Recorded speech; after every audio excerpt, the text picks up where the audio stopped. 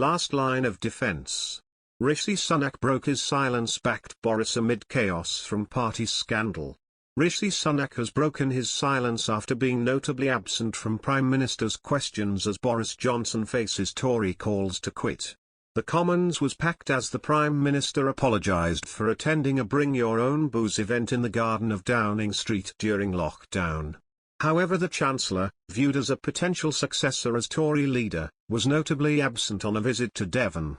Taking to Twitter this evening, Mr. Sunak said, "I've been on a visit all day today continuing work on our #plan for jobs as well as meeting MPs to discuss the energy situation. The PM was right to apologise and I support his request for patience while Sue Gray carries out her inquiry." Foreign Secretary Liz Truss, another favourite to replace Mr. Johnson, also threw her weight behind the Prime Minister tonight. She tweeted, "The Prime Minister is delivering for Britain, from Brexit to the booster programme to economic growth. I stand behind the Prime Minister 100% as he takes our country forward." Mr. Sunak and Ms Truss are the latest cabinet minister to back the embattled Prime Minister as he faces calls to quit from within his own party.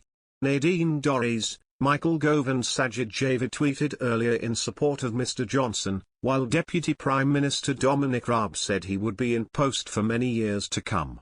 During a bruising Prime Minister's questions session, Mr. Johnson insisted he believed the May 20, 2020 gathering had been a work event.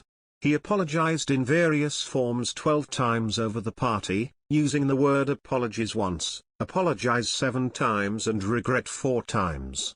It comes after a leaked email, which Downing Street said the Prime Minister was not sent, encouraged staff to bring your own booze to the outdoor event and make the most of the lovely weather. The Prime Minister said he attended the gathering for around 25 minutes to thank groups of staff, but with hindsight I should have sent everyone back inside. He said, "I should have recognised that even if it could be said technically to fall within the guidance, there are millions and millions of people who simply would not see it that way, people who have suffered terribly, people who were forbidden from meeting loved ones at all inside or outside, and to them and to this House I offer my heartfelt apologies."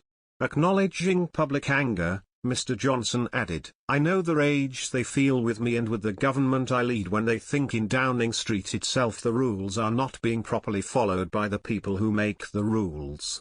He said an inquiry was examining the situation but accepted there were things we simply did not get right and I must take responsibility. Labour leader Sir Keir Starmer, the SNP's Westminster leader Ian Blackford and Liberal Democrat leader Sir Ed Davey all called on the Prime Minister to stand down. Sir Keir said, "The party's over, Prime Minister. The only question is, will the British public kick him out, will his party kick him out, or will he do the decent thing and resign?"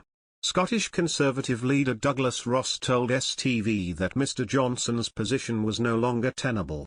More than a dozen MSPs followed suit, with former Scottish Tory leader Jackson Carlaw saying, "Given that the PM has now confirmed he attended a rule-breaking gathering, he has lost the confidence of the country."